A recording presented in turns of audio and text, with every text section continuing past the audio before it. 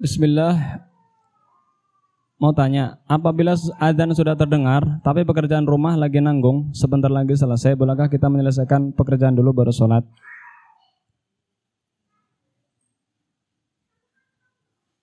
Kalau nanya boleh apa enggak, boleh Bu. Tetapi kalau nanya lebih afdal mana, tanggungnya berapa menit? Kalau lagi adzan, kita itu suruh diem, suruh menjawab. Kalau lagi adzan ibu-ibu jangan ngobrol, jawab adzan. Man sami'an nida faqulu mithla ma yaqulu al-muadzin. Siapa yang mendengar adzan, ucapkanlah seperti yang diucapkan muadzin. Allahu akbar, Allahu akbar. Kita jawab Allahu akbar, Allahu akbar. Kecuali hayya 'alas shalah, hayya 'alal falah, kita jawab la haula wala quwata illa billah. Nanggung sebentar lagi selesai. Sebentar laginya berapa menit? Kalau sebentar laginya cuman ngambil sapu, kemudian membersihkan sampah, setelah itu kita bisa langsung sholat, maka bersegeralah Bu. Allah Ta'ala berfirman, fastabiqul khairat, berlomba-lomba dalam kebaikan. Dan Rasulullah SAW ketika beliau bersama istrinya di rumah, beliau membantu pekerjaan istri.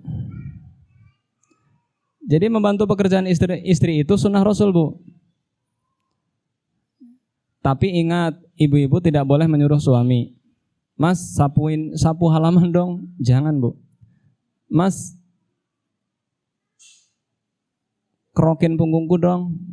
Jangan Bu. Tapi kita minta tolong, Mas bisa minta tolong enggak? Ini. Rasulullah itu membantu pekerjaan istrinya Bu. Tapi ketika adzan terdengar, beliau langsung berhenti, langsung ke masjid. Nah, ibu-ibu harus memotivasi suaminya. Kalau sudah adzan, suaminya lagi ngapain juga, kecuali lagi makan sama lagi di WC. Kalau lagi makan, selesaiin dulu makannya. Kalau lagi di WC, selesaiin dulu WC-nya.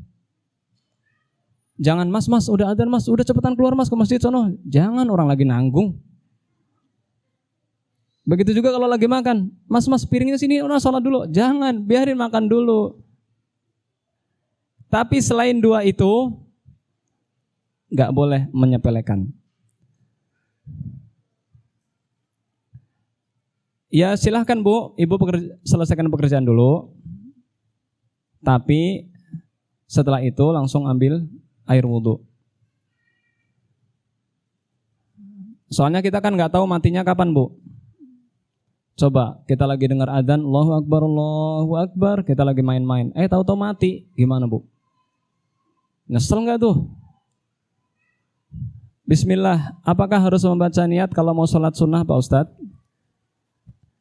Menurut madhab Syafi'i, iya baca niat. Tetapi saya tanya Bu, niat itu apa sih?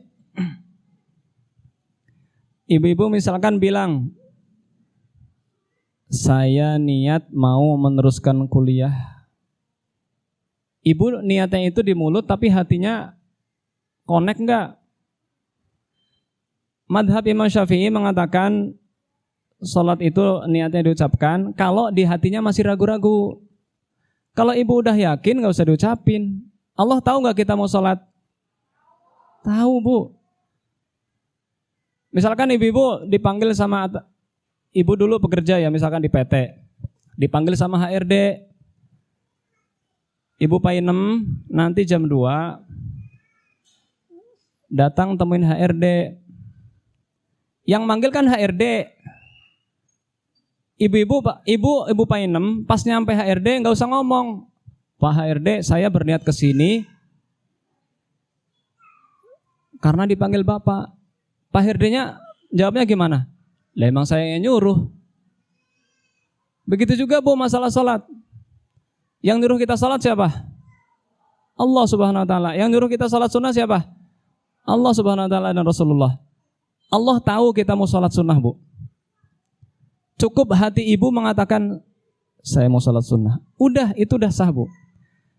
Tetapi madhabnya Imam Syafi'i, kalau ibu masih ragu-ragu, ucapkan.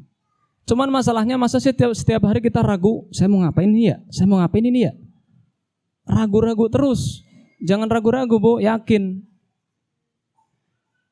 Yang diucapkan itu ketika haji sama ketika ibu akad nikah tuh diucapkan. Kalau kita mau haji ucapannya apa? Labbaik Allahumma labbaik, labbaik la syarika laka labbaik. Itu, Bu, itu niat haji. Kalau niat sholat, asalkan hati ibu udah yakin, nggak diucapkan nggak apa-apa. Bahkan khawatirnya nanti ibu ada orang begini,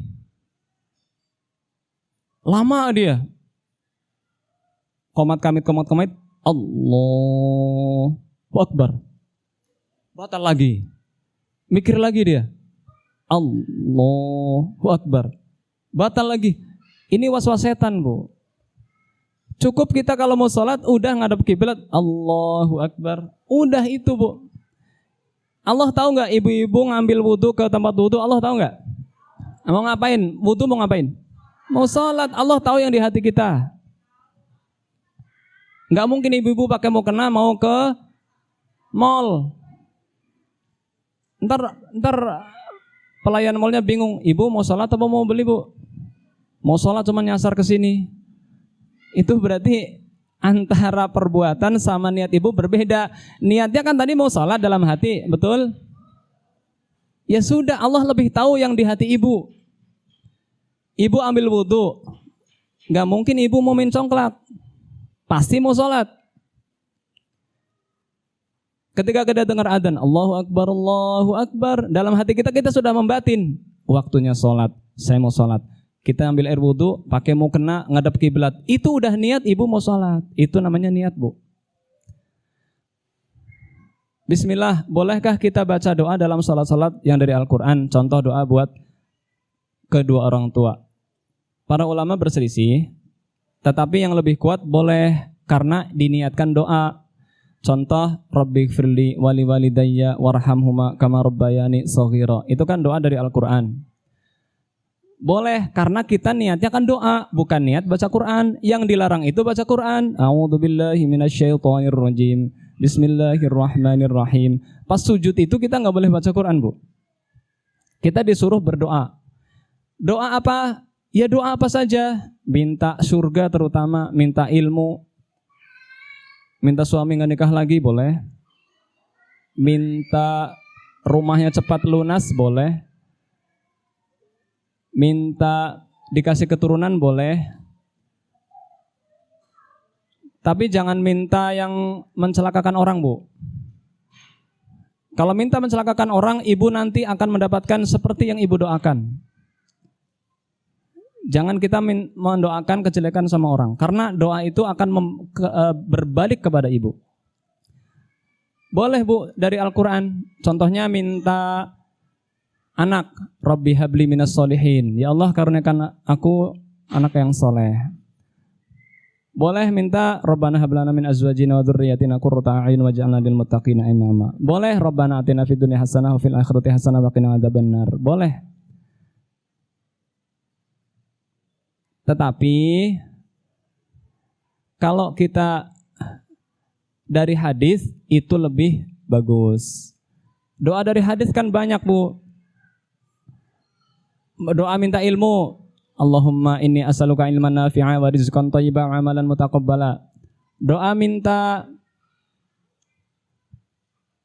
kekayaan, Allahumma kfini bifadlika wa aghnini amman siwak. Doa minta ampunan, Allahumma gfirli jami'a dhunubi. Doa minta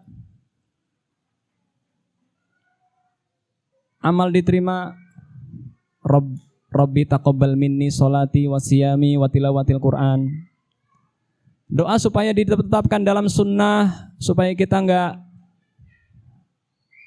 terbawa arus masyarakat. Allahumma ya muqallibal qulub tsabbit qalbi ala dinik wa ya musarrifal qulub sarrif qulubana ala ta'atik. Itu doa, Bu. Itu doa yang paling sering diucapkan Rasulullah. Allahumma ya muqallibal qulub tsabbit qalbi ala dinik. Wahai yang membolak-balikan hati, kokohkanlah hatiku dalam agamamu. Karena ibu-ibu, banyak sekarang orang tadinya pakai jilbab jadi copot. Itu berarti dia enggak istiqomah. Tadinya rajin ngaji, sekarang males, udah terfitnah dengan DO dan COD. Tadinya rajin bersedekah, gara-gara corona jadi malas sedekah. Itu berarti dia enggak istiqomah. Tadinya sebelum kaya dia rajin baca Al-Quran. Setelah kaya rajinnya ngumpulin jabol, janda bolong. Ya kan sekarang lagi viral kan daun janda bolong. Harganya sampai ratusan juta. Naudzubillah min dzalik. Umroh belum udah bisa beli jabol. Assalamualaikum warahmatullahi wabarakatuh. Apakah minum membatalkan sholat? Minumnya kapan bu? Kalau pas sholat ya batal bu. Kalau minumnya sebelum sholat ya nggak batal. Kalau minumnya setelah sholat ya nggak batal. Kalau lagi baca Al-Fatihah aus minum ya batal. Ibu ini lucu banget pertanyaannya. Tapi saya senang. Minumnya kapan bu? Apakah minum membatalkan sholat? Minumnya kapan? Kalau minumnya pas ruku, aus, minum dulu, ya batal sholatnya. Assalamualaikum warahmatullahi wabarakatuh. Mau nanya, bagaimana hukumnya wanita haid memegang mushaf? Kalau wanita haid memegang mushaf, lebih baik dihindari. Megang aja HP, HP kan ada Al-Qur'annya, pegang tuh HP yang isinya Al-Qur'an. Tapi kalau Al-Quran yang asli nggak boleh. Tapi kalau Al-Quran terjemahan, yang ada terjemahan boleh. Karena itu bercampur dengan bahasa Indonesia. Yang nggak boleh itu Al-Quran yang asli, nggak ada bahasa Indonesianya, itu nggak boleh orang haid memegang itu. Dalilnya adalah firman Allah, la yamassuhu illal mutahharun. Tidak ada yang memegang Al-Quran kecuali hamba-hamba yang disucikan. Siapa hamba-hamba yang disucikan? Ya yang tidak haid, yang tidak junub, orang kafir. Orang kafir nggak boleh megang mushaf. Orang haid itu kan hadas besar. Hadas besar itu tidak boleh megang Al-Quran. Tapi kalau baca Quran boleh nggak? Boleh. Megang sama baca beda. Tapi kalau megang HP yang isinya aplikasi Al-Quran boleh. Karena HP bukan Al-Quran. HP itu HP. Tetapi di dalamnya ada aplikasi Al-Quran. Itu boleh. Ya, demikian semoga bisa difahami. Mohon maaf bila ada kata-kata yang kurang berkenan dan semoga kita semangat dalam menuntut ilmu dan semoga Allah Subhanahu wa taala memberikan hidayah kepada kita, tetangga-tetangga kita, saudara-saudara kita untuk mau ngaji, untuk mau belajar Al-Qur'an dan sunnah. Wa sallallahu ala nabiyyina Muhammadin sallallahu alaihi wasallam wa akhiru da'wana alhamdulillahirabbil alamin. Subhanakallahumma wa bihamdika asyhadu an la ilaha illa anta astaghfiruka wa atubu ilaik. Assalamualaikum warahmatullahi wabarakatuh.